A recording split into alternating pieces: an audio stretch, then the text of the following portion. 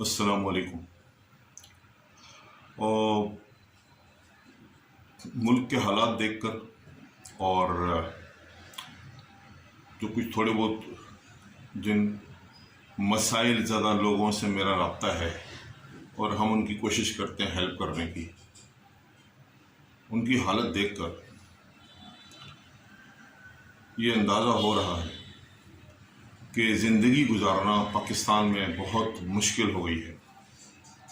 Politics الگ ہے، میں اکنامکس کی بات کر رہا ہوں۔ یہ الگ بات ہے کہ پھر پالیٹکس اور اکنامکس کا کیا آپس میں لنک ہے، لیکن اس وقت مہنگائی اتنی ہو گئی ہے، لوگوں نے بچوں کو اسکول سے نکال دیا ہے۔ جو لوگ کچھ نہیں کما رہے وہ تو پرابلم میں ہیں، لیکن جو کما رہے ہیں ان کو بھی پرابلم ہے بہت زیادہ، کیونکہ ان کا اس تنخواہ میں اور اس کمائی میں گزارا نہیں ہو رہا، چاہے وہ نوکری کر رہا ہے چاہے وہ کہیں اپنا کام ہے، اس کا گزارا نہیں ہو رہا۔ لوگ بہت پریشان ہیں، لیکن ہم انسان ہیں، ہمیں اپنی عقل استعمال کر کے اور اس کے لیے کوشش کرنی پڑے گی کہ کیسے یہ مسائل حل ہوں۔ لڑنے سے یہ نہیں ہوگا، لڑنے سے کبھی بھی مسائل حل نہیں ہوتے، دشمنیاں بنتی ہیں۔ تو اب میں آپ کو ایک عجیب چیز بتاؤں۔ ابھی آج کل پرائیویٹائزیشن کا بہت شور مچ رہا ہے، جو کہ اچھی بات ہے، کیونکہ دنیا بھر میں جو کمپنیاں پرائیویٹائز کی جاتی ہیں وہ کامیاب چلتی ہیں، نیشنلائز کمپنیاں کامیاب نہیں چلتی۔ لیکن پاکستان میں بھی ایسی کوشش اگر کی جاتی ہے تو وہ پرائیویٹائزیشن کو بجائے اس کے کہ یہ سوچا جائے، خاص کر ان لوگوں کی طرف سے جو حکمران ہیں، کہ یہ عوام کا بھلا ہوگا، اس میں ہم پرائیویٹائز کریں گے کمپنی اچھی چلیں گی۔ اب جیسے پی آئی اے پرائیویٹائز ہو رہی ہے تو اس کے اندر سے 10 کمپنیاں بنائی جائیں اور اس کو پرائیویٹائز کیا جائے اور لوگوں کے حوالے کیا جائے، لیکن ایسے ہوگا نہیں۔ یہاں پہ کرپشن ہوتی ہے اور اس کو سمجھا جاتا ہے کہ یہ موقع ہے پیسے کمانے کا۔ حکمران جو کاروبار کے لیے آتے ہیں حکومت میں، وہ یہ سمجھتے ہیں کہ یہ موقع ہے کاروبار کرنے کا۔ وہ اپنے دوستوں کو بلاتے ہیں، آ جاؤ موقع لگ گیا، اور اونے پونے لے لو چیزیں، اونے پونے لے لو۔ اب میں آپ کو ایک موٹا سا فارمولہ بتا دوں دوستو، یہ سمجھ لیجئے گا، کسی کی باتوں میں نہیں آئیے گا۔ کوئی بیوروکریٹ، یہ جو بیوروکریٹ ہوتے ہیں نا، یہ بڑے ٹرینڈ لوگ ہوتے ہیں، ان سے آپ مذہب پر گفتگو کروا لو، آپ ان سے معیشت پر گفتگو کروا لو، آپ ان سے کسی بھی سوشل مسئلے پر گفتگو کروا لو، یہ ہر مسئلے کو مینیج کر کے بات کریں گے، مطلب جو اس کی بات کریں گے ایسے کریں گے as if they can manage that. یہ ڈپلومیٹک باتیں میں ایکسپرٹ ہوتے ہیں، حالانکہ یہ جو اچھے ہوتے ہیں نا ایک کام ہے، وہ اس کو کہتے ہیں مین مینجمنٹ میں یہ اچھے ہوتے ہیں۔ لیکن ہم ایسے نالائق قوم ہیں کہ ہمیں جو ہے نا کوئی مینیج کرے؟ ہمیں ان کو پوچھنا چاہیے، ان کی باتوں میں نہیں آئیے گا، سمجھیے گا ان باتوں کو۔ اب میں آپ کو بتاؤں کہ یہ پرائیویٹائزیشن، اس وقت پرائیویٹائزیشن کا میں اس لیے ذکر کر رہا ہوں کہ اس کا ہمارا ڈائریکٹ ہمارے غربت سے تعلق ہے، اس کا یہ اور بڑھ جائے گی۔ دیکھیں، اس سے پہلے جو پرائیویٹائزیشن ہوئی اس میں ہمارے نقصان ہوئے ہیں، ہماری جو کمر ٹوٹی ہے نا، وہ 80 اور 90 کی دہائی میں 50 ارب ڈالر کی کمپنیاں، 88 کمپنیاں صرف آدھا ارب ڈالر میں بیچ دی گئیں، دوستوں کو دے دی گئیں، قیمتیں وصول نہیں کی گئیں، قیمت کم لگائی گئی، اونے پونے دے دی گئی۔ 40% لگی ہوئی قیمت کا جب 40% ملا تو وہ کمپنی اس کے حوالے کر دی، باقی اس نے پھر اسی کمپنی میں سے نکال کے قیمت دی، اور دی بھی کہ نہیں دی یہ کچھ پتہ نہیں ہے۔ اور اس پر عدالتوں میں کیس چل رہے ہیں، عدالتوں میں فیصلے نہیں ہوتے۔ اس بات کو آپ سمجھ لیں، ہماری عدالتوں میں فیصلے ہونے بہت ضروری ہیں دوستو۔ فیصلے کیوں نہیں ہو رہے؟ ہم عدالتوں میں نہیں جاتے۔ میں آپ کو یہ پھر عرض کروں، میں پہلے بھی عرض کر چکا ہوں اپنے ایک اور ویلاگ میں، کہ ہم لوگوں کو عدالتوں میں جانا پڑے گا، چاہے ہمارے کیسز ہیں کہ نہیں ہیں۔ ہمارے محلے کا کیس ہے، ہمارے شہر کا ہے، ہمارے ملک کا ہے، وہ ہمارا کیس ہے۔ اگر اس کا فیصلہ نہیں ہو رہا، آپ سمجھیں کہ اس کا اثر میرے گھر پہ پڑے گا۔ اگر کوئی ڈکیتی کا فیصلہ نہیں ہو رہا تو میرا گھر بھی محفوظ نہیں ہے، میرا شہر محفوظ نہیں ہے۔ اگر کوئی ڈکیتی کا کیس में उसको सज़ा नहीं मिलती मुजरिम को। कोई कत्ल का केस है, कोई धोखेबाजी का केस है, अगर वो धोखेबाजी का केस कसूर में हो रहा है तो उसका असर कोयटा में भी पड़ेगा अगर वो धोखेबाज को नुकसान न दिया गया। तो दोस्तों, ये बहुत ज़रूरी है कि अदालतें फैसले करें। अब मैं आपको मोटी चीज़ें बताता हूँ जो हमारी प्राइवेटाइजेशन हुई है इससे पहले। मैं इस प्राइवेटाइजेशन का मुखालिफ नहीं हूँ, मैं कह रहा हूँ प्राइवेटाइज करें, लेकिन 700 अरब रुपए जो जमा है, जो कर्जा है PIA पर जो चढ़ गया है, ऐसे तो नहीं होगा ना कि आप उठा के कंपनी उसको दे दें और जो है ना कि जी हमने दो कंपनियां बना ली हैं, एक में हम जो है ना वो ये तो आप फैसिलिटेट कर रहे हैं।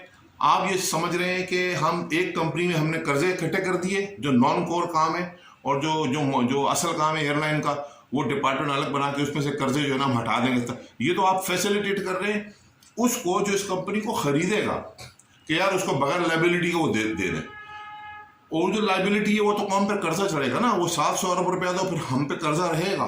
यही प्रॉब्लम है, यही आम लोगों को समझने की ज़रूरत है।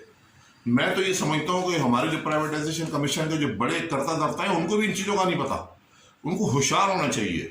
जैसे कारोबारी लोग होशियार होते हैं ना, जो सेठ इनको लेगा वो होशियार होगा।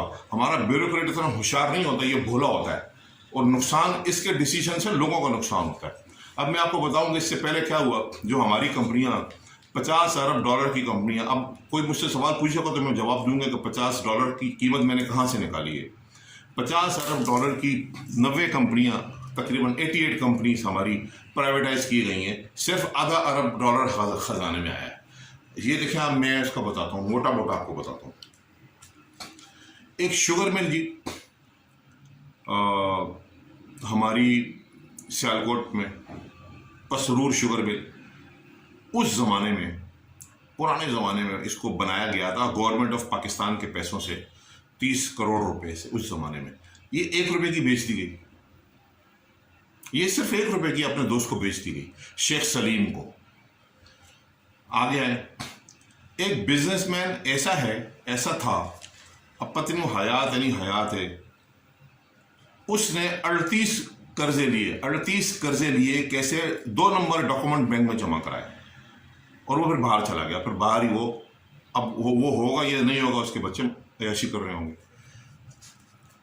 इस आदमी को सजा मिलनी चाहिए थी ना। ये कहीं ना कहीं से केस गया होगा अदालत के अंदर, लेकिन हम अदालतों में जाते नहीं हैं, तो फिर अदालत के अंदर जो मुख्तलिफ प्लेयर होते हैं वो गलत डॉक्यूमेंट जमा करते हैं, केस को लंबा करते हैं, किसी भी बहाने नहीं आते अदालतों में हाजिर। और हमारे ट्रेंड जजेज हैं, हमारे जजेस ये सबसे कीमती लोग हैं, इनकी इज्जत करें और इनको सपोर्ट करें ताकि ये फैसला करें। आप यकीन करें, अगर सारे हकाइक जजेस के सामने आएंगे तो वो फैसला उस हिसाब से करेंगे। तो वहाँ पर ना वो चीज़ें नहीं आती हैं, क्यों? लोगों का इंटरेस्ट होता नहीं है। तो आप लोग जाएं अदालतों के अंदर, अपने अपने इलाके में जो कोर्ट कचहरी है वहाँ पर जाएं अदालतों में। ये अल्लाह का हुक्म है, कुरान की आयत है इसमें कि ए ईमान वालों, तुम खड़े हो जाओ अल्लाह के साथ इंसाफ के लिए। और फिर उसके साथ आगे एक और आयत जुड़ी हुई है इसी आयत के अंदर, जिसका मफहूम है, और किसी की दुश्मनी तुम्हें इंसाफ के खिलाफ ना उकसाए, मतलब किसी दुश्मन से भी तुम बेइंसाफी ना करना। इंसाफ ज़रूरी है। और ये हमारा जो रवैया ना मुजरिम पे रहम करने का, ये छोड़ दें, इससे हमारा बहुत नुकसान हो गया। हमारे बच्चे की ज़िंदगी खतरे में है, हमारा जो कमाने का मसला, हमारी इकोनॉमिक का बेड़ा गर्क हो गया।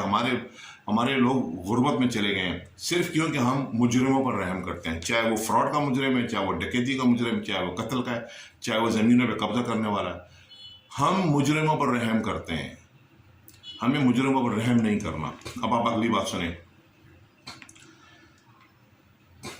एक FPCCI के कोई हेड थे, बड़े थे, federation of chamber of commerce Pakistan, उसके बड़े थे, उनको जो है ना 5 कर्जे माफ कर दिए गए। 12 फॉरेन करेंसी के कर्जे थे, 12 लोन थे, कर्जे थे, मतलब डॉलर्स में कर्जे थे।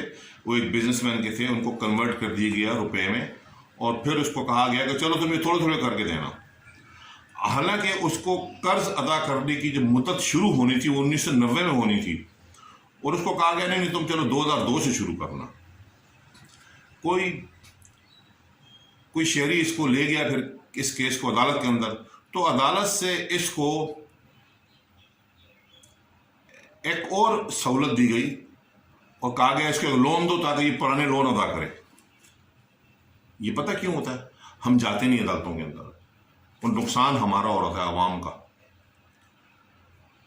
اب یہ وہی بات ہے آگے کہ 88 جو یونٹ ہمارے 88 کمپنیاں، اس میں بینک ہیں، سیمنٹ کی کمپنیاں ہیں، ٹیکسٹائل کی کمپنیاں ہیں، کھاد کی کمپنیاں ہیں، فیکٹریاں ہیں بڑی بڑی، یہ 88 کمپنیاں جو بیچی گئی ہیں، ان میں سے جو بھی پیسے تھے، جتنے اول تو قیمت بہت کم طے ہوئی، لیکن جو بھی طے ہوئی اس میں سے 40% جو ہے نا وہ پرائیویٹائزیشن کمیشن کو نہیں ملا ہی نہیں۔ پوچھ لیں آپ جا کے، پرائیویٹائزیشن کمیشن جواب دے دے، میرے یہ ویلاگ سونے کا جواب دے، کہیں کہ پرانا ریکارڈ ہی نہیں۔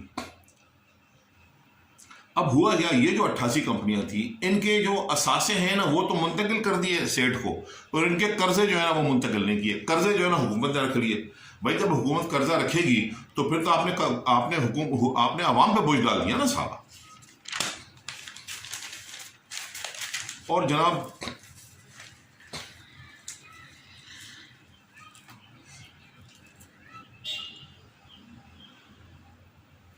اچھا، جو عام آدمی ہے نا جی، اس کو 100% ٹیکس دینا پڑتا ہے، نہیں دے گا انڈائریکٹ لے لیں گے، ڈائریکٹ نہیں دے گا انڈائریکٹ لے لیں گے۔ ڈائریکٹ نہیں دے گا نا تو بولیں گے چلو جو موبائل میں بیلنس ڈالتے ہو اس میں سے ہم پیسے کاٹیں گے، ہر چیز میں ٹیکس لگا دیا، سیلس ٹیکس لگا دیا، ٹوتھ پیسٹ آپ خرید رہے ہو دانت صاف کرنے کے لیے اس پہ ٹیکس ہے، صابن ہے اس پہ ٹیکس ہے، آپ کپڑے لے رہے ہو اس پہ ٹیکس ہے، آپ سمجھ رہے ہو میں ٹیکس نہیں کر، آپ ہر چیز میں ٹیکس دے رہے ہو۔ عوام 100% ٹیکس دیتے ہیں، لیکن جو پیسے والے لوگ ہیں وہ ٹیکس سے بچنے کے لیے ان کو ٹیکس کے ہالیڈے، اس کو کہتے ہیں ٹیکس کی چھوٹ، یہ دی جاتی ہے۔ اور اس وقت جب یہ کتاب لکھی گئی تھی، یہ 180 ایگزامشن، ابھی بھی ہوں گی 100-150 ایگزامشنس، صرف انکم ٹیکس، بہت سارے ٹیکس ہوتے ہیں، سیلس ٹیکس بھی ہوتا ہے، ایک آمدن پہ ٹیکس ہوتا ہے، صرف انکم ٹیکس سے بچنے کے لیے تقریباً 180 ایگزامشنس تھی، مختلف قسم کے بہانے تھے، اس پہ 180 قسم کی ایگزامشن تھی، استثناء تھا کہ یہ اس بہانے فلانا انسان یا فیکٹری والا ٹیکس نہیں دے گا، یہ اس کو ایگزامشن کہتے ہیں۔ تو یہ جو امیر لوگ ہوتے ہیں یہ اس طرح سے ایگزامشن لے لیتے ہیں، غریب کو ٹیکس دینا پڑے گا کسی نہ کسی صورت میں۔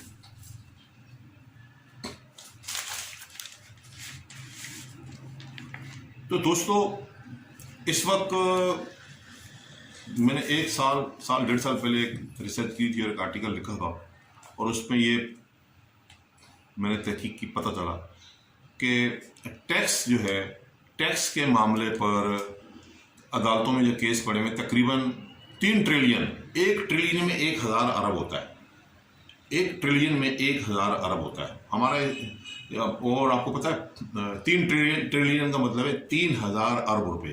یہ عدالتوں میں کیس پڑے ہوئے ہیں ٹیکسز کے بارے میں، جو لوگ ٹیکس نہیں دیتے انہوں نے عدالتوں میں چلے جاتے ہیں، کسی نہ کسی، ان کو پتہ ہے کہ عدالتوں میں جانا ہم بچ جائیں گے، مجرم کو یہ پتہ ہے کہ میں عدالت میں بچ جاؤں گا، اسی لیے ہر بدماش شریف کو کہتا ہے میں تمہیں عدالت میں گھسیٹوں گا۔ یہ عدالتوں میں ٹیکس کے کیس پڑے ہیں، آپ لوگ جائیں، آپ لوگ بسم اللہ کریں، کیسز کا پتہ کریں، کیس کہاں ہے، کاغذ ڈالیں، اپنے نام سے ڈالیں، ڈرے نہیں، یہ اللہ کا حکم ہے، یہ اللہ کا حکم ہے۔ دوستو ہمارا عدالت کا نظام ٹھیک ہوگا تو ہم ٹھیک ہوں گے، عدالت کا نظام ٹھیک نہیں ہوگا تو ہر طاقتور ہمیں ڈنڈا کرے گا، محلے کا بدماش بھی ہمیں ڈنڈا کرے گا، اور اگر پولیس میں کوئی بدماش ہے تو وہ بھی ہمیں ڈنڈا کرے گا۔ اس لیے آپ سب لوگ قانون کے نیچے آئیں، اس کے لیے ضروری ہے کہ عوام نکلے قانون کے لیے، عوام جائے عدالتوں میں جائیں، یہ ججز ہیں 4000 ججز ہیں، ان کو سپورٹ کریں تاکہ یہ ان کے سامنے کاغذ، صحیح کاغذ لایا جائے، کسی کی مجال نہ ہو کہ کوئی غلط کاغذ عدالت کے اندر جمع کرے، اور جو غلط جمع کرے اس پر قانون ہے، اس کے اوپر بھی کیس کروائیں، آپ لوگ کیس کریں کہ بھائی تم نے کیسے جھوٹ کہہ دیا، تم نے کیسے غلط کہا۔ اس سے کیا ہوگا، جو گواہ ہیں مختلف، ان کو ہمت بھی بنے گی نا کہ جب لوگ سپورٹ میں ہوں گے، محلے کے لوگ سپورٹ میں ہوں گے تو گواہ بھی ہمت کرے گا نا جانے کے لیے۔ بسم اللہ کریں، عدالتوں میں جانا شروع کریں تاکہ ہمارے یہاں پہ نہ کوئی قاتل بچ سکے، نہ کوئی فراڈیا بچ سکے، نہ کوئی ڈکیت بچ سکے، جو بچوں کے ساتھ زیادتی کرتا ہے وہ بچ نہ سکے۔ مجرموں پر رحم کرنے کی عادت چھوڑ دیں اور عدالتوں میں جانا شروع کریں۔ عدالتوں میں جانا، انصاف کے ساتھ کھڑا ہونا اللہ کا حکم ہے۔